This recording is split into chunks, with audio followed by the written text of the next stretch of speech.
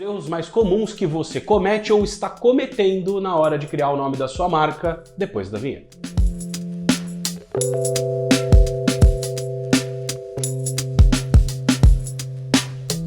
Criar nome não é uma parada fácil, né, Daltro? Não é à toa que o Daltro também se tornou especialista aí.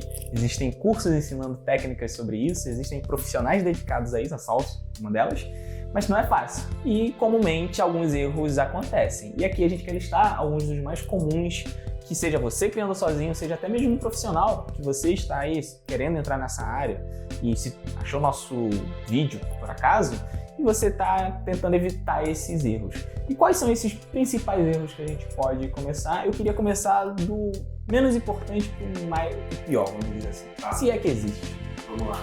Acho que até antes da gente entrar nos erros, a gente pode falar sobre uma coisa que é você entender o contexto onde você está entrando. E esse contexto, o entendimento desse contexto, ele vai te impedir de cometer vários dos erros que a gente vai citar aqui. Mas é muito comum errar em não analisar esse contexto, em não fazer um bom briefing, e mais do que fazer um bom briefing é ir a campo, mesmo que ir a campo não seja presencialmente, mas ir a campo eu falo em entender onde essa marca vai ser aplicada, pensar isso, tentar entender isso junto com o cliente, com marcas concorrentes e tudo mais. Porque o mais comum é você cria um nome sensacional, você chega numa ideia ótima e na hora que chega lá na frente, num eventual PDV, no momento da aplicação, dá merda. Ou daqui 3, 4, 5 anos descobre-se uma dificuldade na aplicação, alguma coisa assim. Então acho que o primeiro erro que pode se evitar é não analisar o contexto. Ele é ao mesmo tempo o mais simples e o mais complexo, e ele gera todos os outros erros. Todos os outros erros que a gente vai falar daqui para frente, eu acho que eles vêm de uma análise insuficiente ou da não existência dessa análise de contexto. Mas aí vem a pergunta, qual é esse contexto? Exatamente. Cara, você tem, por exemplo, vamos citar um caso nosso aqui, um case nosso da Urix, que a gente fez o processo tanto de criação de nome quanto de identidade visual, né? Cara, uma loja de Brás, uma loja de box, né? Uma loja que tem ambição de ser grande, mas ainda assim uma loja, nesse primeiro momento, uma loja de box. Qual que é o contexto dela? Onde que esse nome vai ser aplicado? Esse nome ia ser aplicado nas peças, e aí tranquilo, qualquer coisa dá para aplicar numa camiseta, vai tranquilinho. Tecnologia que temos. Exatamente, vai na boa. Só que eu precisava colocar isso numa fachada. Eu precisava colocar isso na frente da minha loja, num shopping. Eu precisava pensar nisso. E aí a gente tem um contexto que é interessante, que é a questão ali, qual que é o tamanho dessa fachada? Qual que é o tamanho geral de uma loja pequena dentro de um shopping? Geralmente você tem uma portinha e uma pequena vitrine ali de 2 metros, então você vai ter 3 metros de fachada no máximo. E cara, se você faz um nome muito grande, você vai ter um problema de aplicação. Você vai ter um problema... Na verdade, eu acho que não daria para chamar de problema de aplicação, acho que isso é mais a tua praia, mas é um problema de leitura dessa marca. Que acontece muito, cara. O que mais vejo ali, às vezes eu tenho vontade de fazer um álbum só de nomes grandes demais aplicados muito pessimamente em fachadas, sabe? Não faz essa pasta não, que esse nome ficou muito grande. Ficou muito grande. Mas é o que você falou, se a gente tem um espaço pequeno e o nome é muito grande, vai ficar só uma linha, você passando de carro, você passando rápido, não vai dar tempo de ler. E mesmo passando andando no shopping, né? Pô, tô andando no shopping, passei na frente daquela loja, pô, é um puta de um espaço branco em cima, um espaço branco embaixo, ou colorido, seja lá qual for a cor, e uma faixinha escrito ali o nome da loja. Não é legal, né? Não é bacana, não faz sentido. Então acho que esse é o entendimento de contexto, sabe? É basicamente esse contexto. A gente tem, por exemplo, os clientes do agro.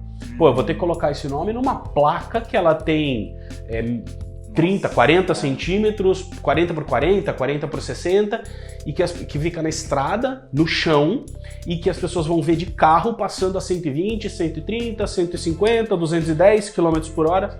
Cara, se o nome não te ajudar, ele vai te atrapalhar. O nome tem que te ajudar nesse contexto. A identidade visual é muito importante. Mas o nome vai favorecer uma boa aplicação, inclusive um bom trabalho do designer, né? Então eu acho que essa análise de contexto, ela acaba sendo muito importante para não chegar nesses erros que vão aparecer lá na frente. E olha, isso pode aparecer depois, porque comecei com uma loja online, E aí tudo bem, loja online, qualquer nome se aplica, vai tranquilo, só que daqui 3 anos decidiu abrir uma loja física. E aí o problema aparece. Por isso que sempre que a gente faz um processo de briefing, a gente pensa, tá, mas quais são os seus planos para daqui 5 anos? E para daqui 10 anos? Se surgir uma oportunidade de ponto físico, você abraça ou você não pega? Esse é o grande ponto, porque essas coisas elas influenciam. Pode ser que na hora ali da tomada de decisão do nome, a gente escolha para um nome mais longo, pensando que, isso daqui é para daqui 10 anos, pode ser que nem aconteça. Pode ser, mas você está tomando, o dono da empresa, né, quem está contratando a gente para isso, está tomando uma decisão consciente. Quando chegar lá na frente, ele vai lembrar. Vai falar, não, lá atrás, quando a gente fez a escolha do nome, a gente decidiu arcar com esse ônus de ter um nome grande que vai me dificultar o trabalho de fachada, talvez me obrigar a ter que comprar uma loja maior para ter um espaço de fachada maior e poder aplicar bem aquele nome, ou ter que fazer um trabalho meio maluco ali na fachada para ficar bacana, né? Vale lembrar que a gente não tá falando aqui, pessoal, que o ideal para nomes é nome curto, tá? O que a gente tá falando aqui é que é o seu contexto. Existem contextos onde o nome curto vai ser melhor do que o nome longo. Entendeu? Mas se você tem grana para comprar uma loja com fachadas grandes, não tem problema nenhum. Eu lembro logo no Rio, não sei se aqui em São Paulo tem muito American Pet. American Pet é uma grande loja de pet shop, 2 andares, toda a loja são 2 andares, uma fachada enorme e o nome é grande, American Pet. Entendeu? Mas o cara, assim, é uma rede que tem grana para fazer isso. E assim, tem vários modelos de plano de expansão. Por exemplo, a Baixo Delate, famosa, é um nome considerado razoavelmente grande, eu diria que é médio, né? Mas é um nome médio ali. E, eles escolhem não comprar lojas muito pequenas. Se foram para ser um espaço muito pequeno, eles fazem um quiosque onde eles podem dominar aquele espaço e eles vão trabalhar melhor aquela identidade visual. Então, de novo, não tem certo nem errado. O errado é não analisar o contexto e não pensar nesse contexto. Baixo Delate é um nome ótimo, funciona super bem. Mas eles perceberam, ou deram sorte, nunca dá para ter certeza, como a gente não fez parte do projeto, que não encaixaria para uma loja de portinha, como aquelas Milkshake Mix, né, que é um nome mais... na identidade visual ele funciona como um selo, e aí vai em qualquer fachada pequena, ele cabe super bem. Então assim, analise o contexto. Acho que a grande regra aqui, acho que o grande ensinamento aqui, é analisar o contexto, entender onde esse nome pode ser aplicado e onde ele será aplicado no futuro. Para pelo menos, assim, a nossa obrigação não é, se você é um profissional de naming que está assistindo esse vídeo para aprender alguma coisa, a tua obrigação não é criar o melhor nome, criar um nome que encaixe em tudo. É criar um bom nome que comunique o que o seu cliente quer e que seja adequado para as demandas dele. Quem sabe das demandas dele é ele. O seu papel é apresentar ônus e bônus daquelas escolhas. Não é trazer uma solução mirabolante que vai resolver todos os problemas e que nunca será questionável. Mas é trazer com essa clareza. Se você está contratando um serviço de naming ou fazendo para sua empresa, considere isso também. Não tem nome perfeito, nenhum nome vai resolver todos os problemas. Todos eles vão ter ônus e vão ter bônus.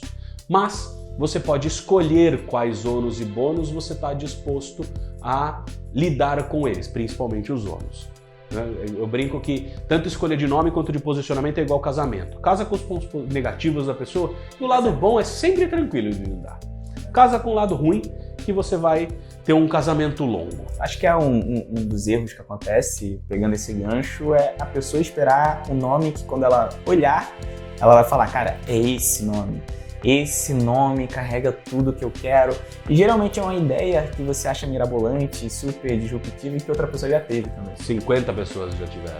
A gente já fez lista aqui de 60 nomes. Agora o último que a gente fez foram quantos nomes para MPI? Para análise? Foram 80 nomes. E voltaram? Voltaram 4. 4 nomes. Então nunca fique preso também somente a uma ideia, né? Acho que se apaixonar é sempre uma bosta.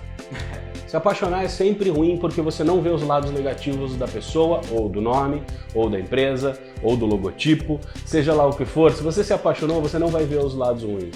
Então, se apaixonar no processo de naming é uma armadilha tremenda e não faça isso. Tente evitar na medida do possível, porque isso vai te deixar cego para os defeitos desse nome.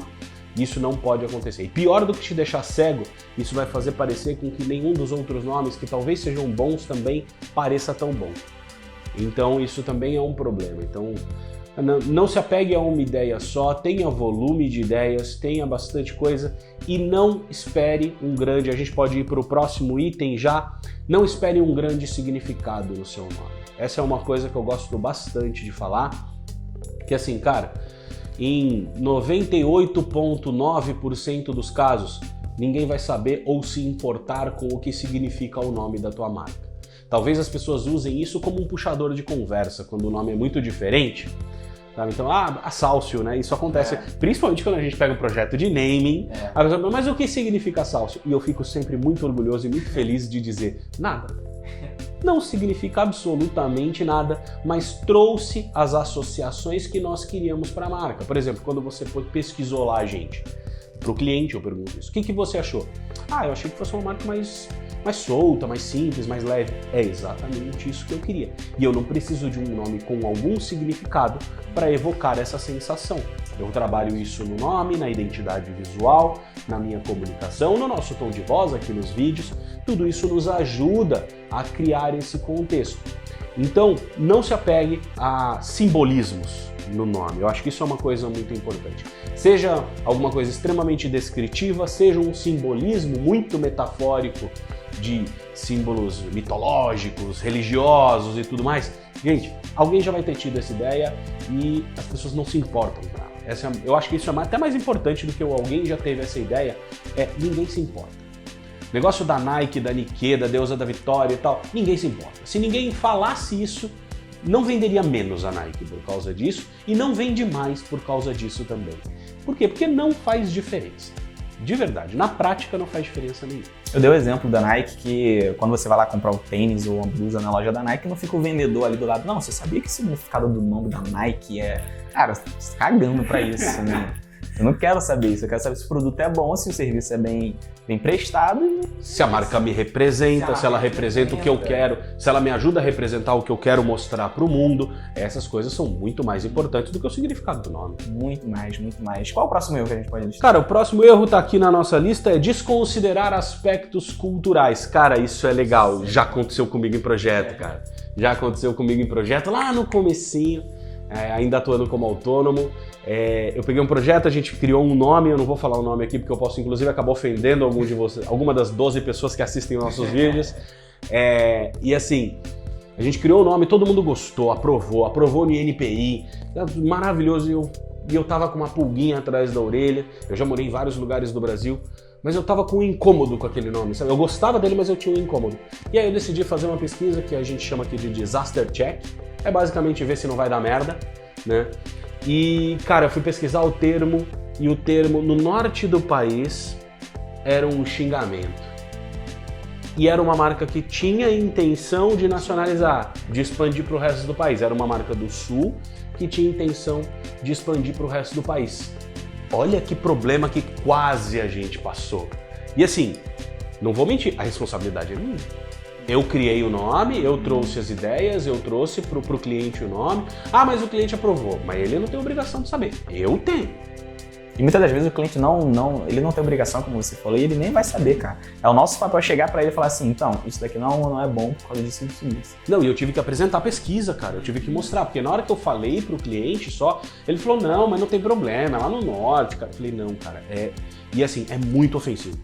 É muito ofensivo. Então, cara, não dá. É xingar a mãe de alguém, assim, quase.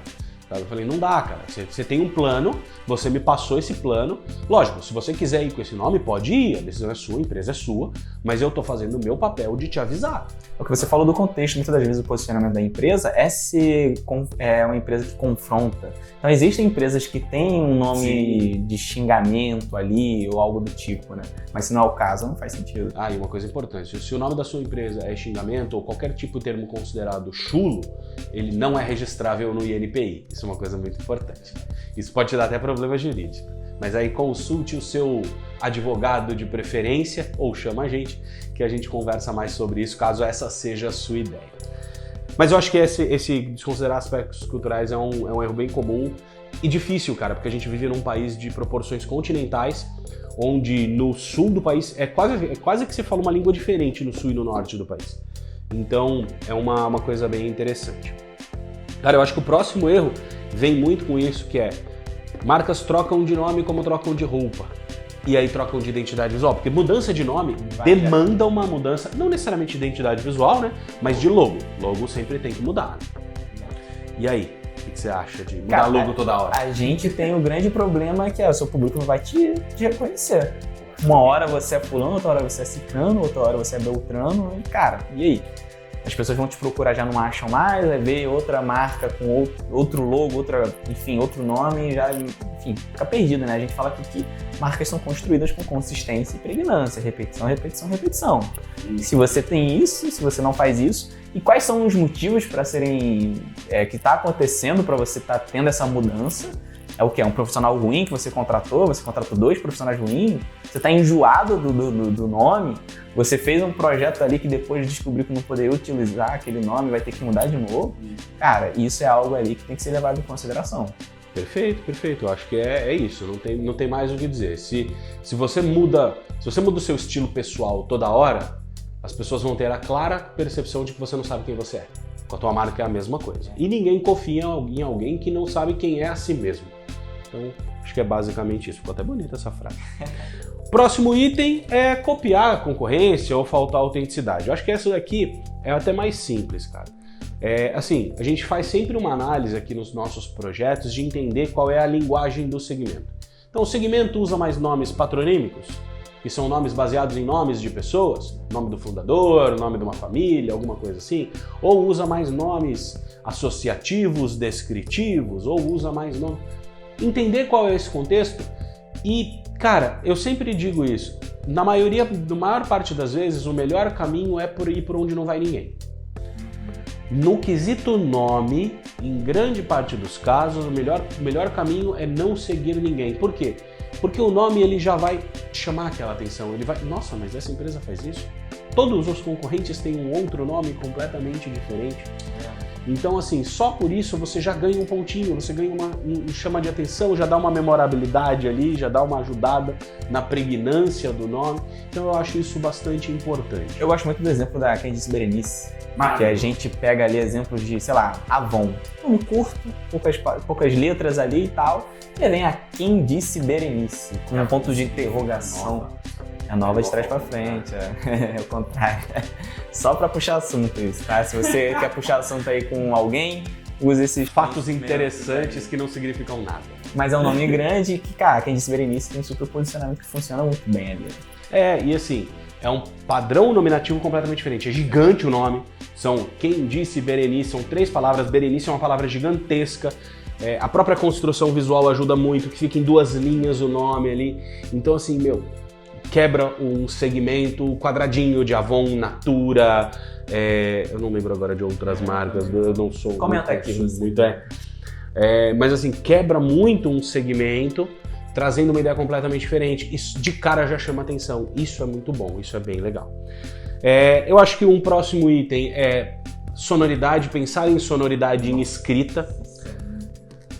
Mas eu sempre faço um disclaimer aqui. É muito importante pensar em pronúncia e escrita de nome, que é a tal da sonoridade, né? Pronúncia e sonoridade. É muito importante pensar nisso, mas de novo, no contexto do seu cliente. Um nome em inglês para um restaurante de bairro, num bairro de periferia, pode ser problemático. Um nome em inglês para um restaurante nos Jardins aqui em São Paulo, que atende um público classe AA+, é tranquilo. A mesma coisa para Häagen-Dazs. Häagen-Dazs é extremamente difícil de se escrever, mas o público deles é um público diferente, é um público premium. Então você está falando de um contexto diferente. Não vai vender, de novo, para o porteiro. Tem um termo, nada contra porteiros, pelo amor de Deus, mas assim, tem um termo que a gente ouvia muito isso antigamente, que não, o nome bom... o seu porteiro e a sua faxineira tem que ser capaz de ler e falar. Eu acho isso uma besteira, porque se o seu porteiro e a sua faxineira não são público da sua marca... faz sentido. É irrelevante eles conseguirem falar ou não. Não é nem positivo nem negativo, é só irrelevante. eles saberem falar ou não muda nada. Eu quero mandar um recado pra você que gosta de misturar letra com nome, com número, tá? Isso não é bom, é horrível. Não dá pra ser mais brega. Não dá pra ser mais brega. Mindset, é o 7 o número. Meu Entendeu? Deus. É, Qualquer coisa 4U, né? Que é for you. e 9, e o 9. Cara, isso é brega, todo mundo já teve essa ideia. Pra desenhar é horrível. E muitas das vezes a pessoa não vai ter essa pronúncia. Eu já peguei uma marca que era ACT de ação 4. ACT for. Agir para. Só que na hora de ir num telefone, quando fazia prospecção com o cliente, oi, eu sou o Diro, eu sei estudar ACT for. ACT quem? Como é? Como é que se escreve isso aí? ACT4. Cara, isso daí é horrível. Se você tem esse problema de ficar pronunciando, ter que soletrar letra por letra, você já tá vendo que o nome já não tá funcionando. É isso aí, é isso aí. A breguice foi o nosso último item. Fica meu desabafo aí. Ficou desabafo. Mas esses são os principais erros, os mais gritantes erros no processo de construção de nome. A gente tem processos para evitar boa parte deles. Se você cria nomes, crie os seus processos para evitar boa parte deles, ou use aqui as dicas que a gente trouxe. E se você está criando um nome para sua marca, está contratando alguém para criar o nome da sua marca, fique atento a essas coisas. Fique atento a todas elas, porque elas são importantes e podem mudar o jogo para você. Mais algo a acrescentar? Não. Então, se você gostou do vídeo, já sabe o processo, clica aqui embaixo em curtir, se inscreve no canal, ativa as notificações, comenta o que você achou desse vídeo, que ficou um pouco mais longo do que o normal, e segue a gente nas outras mídias sociais. A gente está no Instagram, no TikTok e nos nossos perfis pessoais do LinkedIn, não tão movimentados, mas sempre com alguma coisinha ali, beleza? Polêmica a gente pode falar. Grande abraço para você, até o próximo vídeo. Tchau, tchau!